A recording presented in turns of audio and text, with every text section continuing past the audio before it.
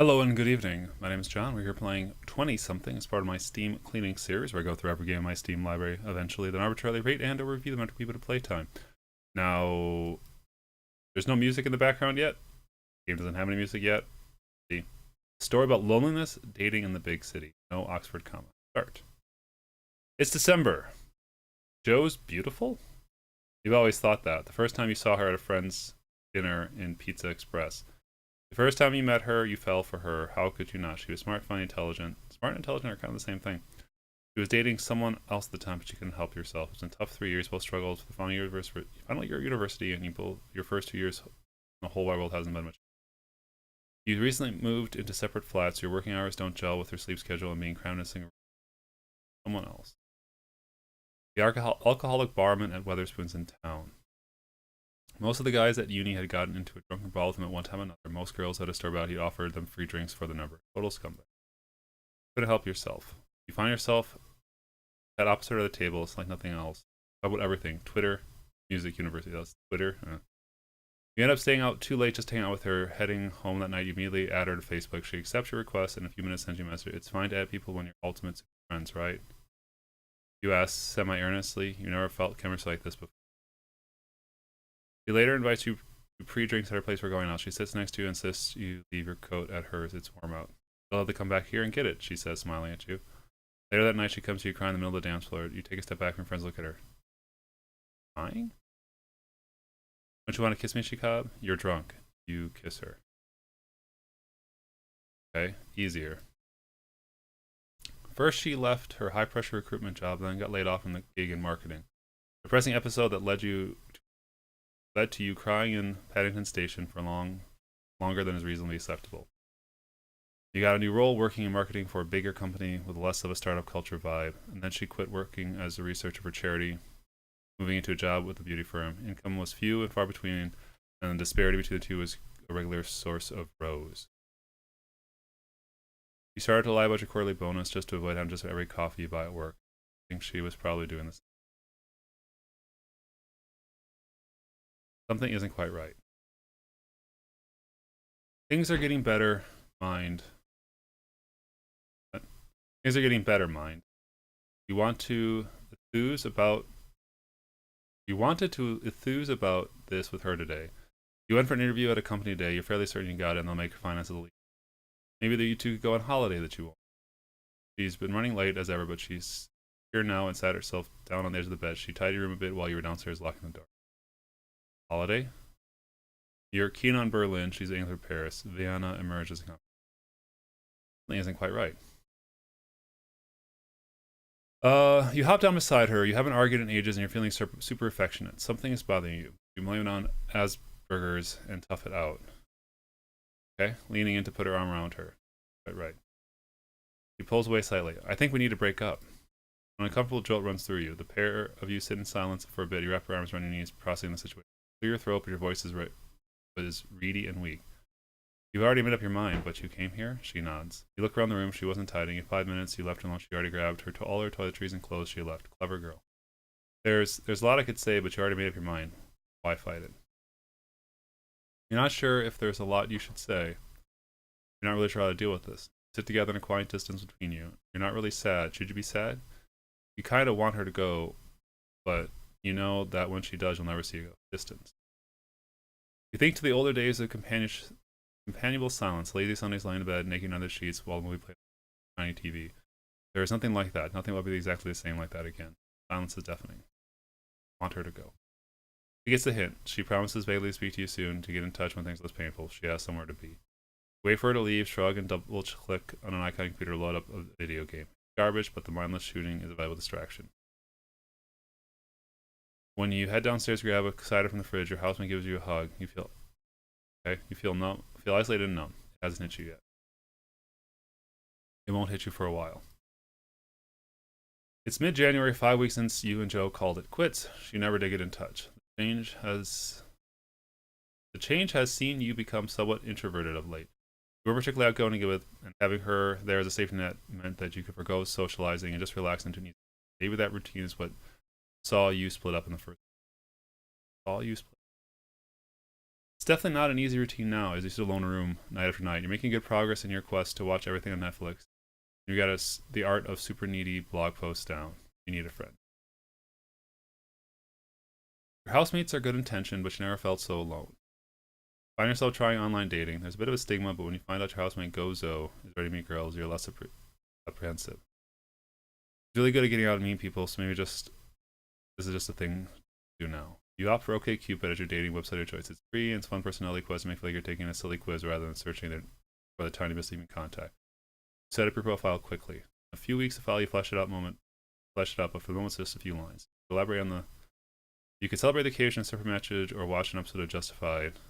A lot of really specific references here. That awesome TV show with Timothy Oliphant as a U.S. Marshal. The show you've watched from getting home to going to bed every day this week. Set up questions. Name. Steam cleaning. None. No eye color. Tall. Update your profile. Oh, dang it. I wasn't sure if it gave me new options. Search for matches. You look at the matches, you send some messages, you're not sure how to take it. You try a few different approaches. Wordy is out, commenting on someone's appearance feels too creepy. You try to keep it simple. A greeting, a question, a statement. You read the profiles so you're attentive. You don't get any replies, but you don't feel too disheartened. It's your first time, right? Work passes slowly. This is a new job you started at the end of December. You get on fine with the guys at work. You're offering the butt of the jokes, but you think it's all in good humor. Maybe. You get a message around midday. We have the same taste in movies, even when you say it changes frequently, not books and music. Hi. I'll tell you my name if I tell you yours. She looks pretty cute, tallish with dark hair. Looks around everything, but shallow nature online dating goes a long way to encourage that as a first point of reference. Some of her messages are sarcastic but endearing. You're responding to a clip you made up Morrissey solo creating profile. She's making inappropriate jokes. She says you instead of you, letter U. It is really irritating, but no one's perfect. Let's just five back and forth the next 12 hours. The tone is fairly light. You're grinning like an idiot at the computer as she cracks off jokes. You're not working very hard today. You use the lame excuse that OkCupid doesn't work well on your phone. Ask her for what? Reference? Okay. Months later. Months later, you angrily step away from OkCupid and Tinder as service because you're disgusted people being offered up as products, a photo, a small bio, and name and age. Rather than people you're shopping your bodies, you want to screw. Realization makes the entire process hollow, and you feel sick to your stomach. You don't work that on your first time, though, but during introspective phase of a couple. Okay, that was a jump. Ask her for her number. So that means that this is doomed because I've already ruined the future for 12 months. You're so cool. She sees through the ruse easily, but hands over her number. Her name is Casey. She tells you to text her tomorrow. And a whole lot of time on WhatsApp. Man, they're just dropping names left and right over the next few days. It's right back and forth, and it seems like you have the same reaction most things. That's good, right? She jokes that you're basically the same person. Suggests you meet up and how well things get. Not been on dating quite a while. If you don't count drunken fumbling in the corner of a club, it must have been about 5 years. You consider putting it off. There's a few more seasons just out there. Of course, you're just going up dating site for this reason, right? No more evening cowered in your room. Maybe it's time to go on a date. Go on a date. Hanging out could be good, you reply. You read it back, it sounds cold. You're not sure what makes it look cold. Stick with hanging out could be good. You don't sound all that sure, she replies. You opt for the P, sticky out tongue, to take some of the sting of the comment. And avert the crisis. You're actually quite excited. You agree on a time and place for next week and try not to overreact massively. You're going to meet up next week and grab some food. You talk every day so much that your work productivity suffers. It's exciting. Think someone out there thinking about you throughout the day. You're thinking about Casey too, although this is because you like her or because you're constantly reminded of her due to WhatsApp Messenger every 30 seconds, you could say. Public transit strike today. It'll throw a spanner in the works, but you'll work. You're not really sure what she looks like. A couple of photos. Okay, Cupid. But as soon as you emerge from the station, it's right there with you. Hi, I'm Casey, she says, and it's got a strong South African accent. Conversation flows well, appropriate jokes. Why so many references to inappropriate jokes? Like, what is that? You hadn't planned this far ahead. So you find a Wagamama's and eat there. You hate Wagamamas. You compromise silently. Play the gentleman and pay for everything: noodles, drinks, and go have houses and drinks at the bar afterward. Date goes fantastically. You consider trying to kiss her, but never really seems like the right time. You never know the right time. Several years. What? Okay. Several years. Oh, earlier. You're with university friends on a night out when Joe turns to you sadly and looks through the middle of the crowd nightclub. Do you not even want to kiss me? She says, voice quivering. You kiss her for the first time. If she never asked you to kiss her, the story would be very different. Back with Casey, it's cold out. You huddle together to keep warm as you walk. At the train station, she's offering you a handshake. Handshake, you say? She nods and you shake on it while laughing. That's that. You walk off the night convinced something's awfully wrong, but the date went well, so maybe instead just relax and bus right home. Relax. The date went well. You feel confident you're relaxed on the bus to take you home. You ignore the faint smell of urine. Strikes suck. You're not really sure of the protocol here. It's late, but you guys have been texting till midnight pretty much every night. It's getting close to when your bus pulls and you hop off and spring your step. You consider flying a quick text to say goodnight, but she's already crashed out. Probably wait till the morning. Wait till morning.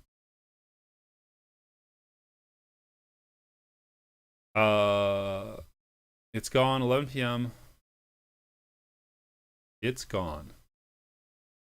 11 p.m. when you get to the door. Bedtime is midnight if you want any hope of willing to work on time. Still, Timothy Oliphant. I didn't order any a-holes with my whiskey, he growls. You wonder whether he wrestles with his emotions much. Are you less of a person for struggling with your emotions? You wonder how the date went. A former football player finds himself on the wrong end of a bad man that Olympian is going to have to give a whooping. Your head starts to feel several sizes too small. You're trying to watch Olympian intimidate some bar folk and returning his favorite hat when you lose your internal monologue and send a text. So, okay, my choices don't matter. You send a text, she replies enthusiastic but coy. You're tired, you're not sure how well tonight went. You'll try to keep the tone. You're reading too much into most of what she's saying. There's no reason to repeatedly look over the text that just says stuff like, I had fun. But you're literally curious what that smiley face means. Smiley face, right?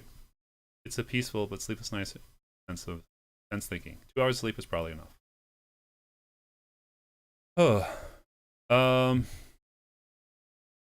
Next day you're totally wiped out. You don't really get any work done for the next week or so. The first one of you up to send the first one of you up sends the first message. You talk pretty much every second you're not underground, and messages flow out as you pass out. Second date rolls around that weekend. You're nervous? Not nervous. Like the result of an experiment in dating and quantum physics. You're also very hungover. Housemates filled you with alcohol and fired you around a few clubs last night. You're moving a little slower today.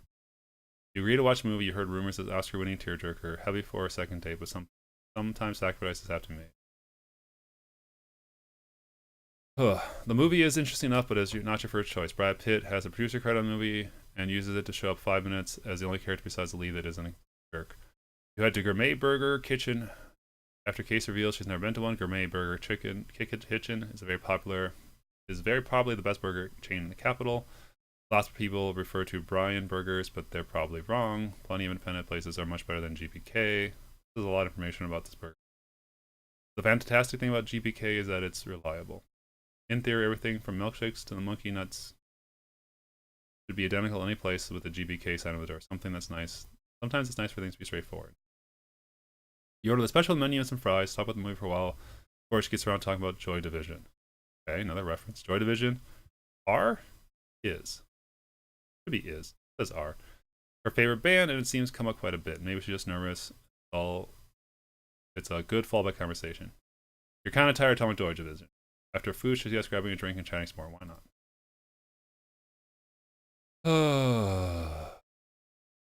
You head to a nearby bar not far from the train station. Your first drink passed easily. You've been hanging out for 3 hours. Now you're getting used to the way she acts.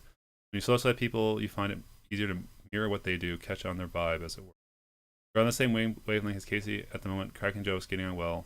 You socialize mostly by checklist, trying to work out if she likes you by objective fact. He sits you down on the side of the table after a second drink.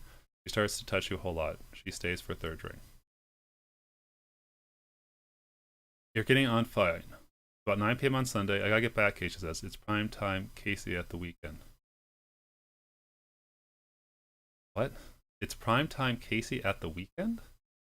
I've got stuff to watch. You start walking towards the train station together. She's bumping into you. You're overthinking. You get to King's Cross. King's Cross is busy as hell. You're catching a Northern Line train. She's catching Piccadilly. Same station, but different escalators down. You lean in to hug her under the Victorian line when she kisses you in the middle of the crowd station. You kiss back. You're the first person you kiss since Joe. Oh, all right. This is somewhat kinetic, mostly. Sorry, somewhat visual, somewhat kinetic, meaning there are few choices that matter. There's a lot of grammatical errors. There's no music or background sound. The font does not scale well to the screen resolution, which is probably why it's impossible to read if you're watching this video. Character jumps around a lot. Too many references to specific bands and music. Generally, in these kind of stories, it's better to just say rock music versus a specific band in at least the wide target audience. I've heard of Joy Division. I have no idea what their songs are. So without any reference to them, like, oh, that's a thing, but it makes it tough for me as a reader to attach these characters so I don't have any idea who Olympia is, that or those shows they're talking about. And it just seems like I'm reading someone's spotty diary, which is not what I'm really into. Yeah. Cheers.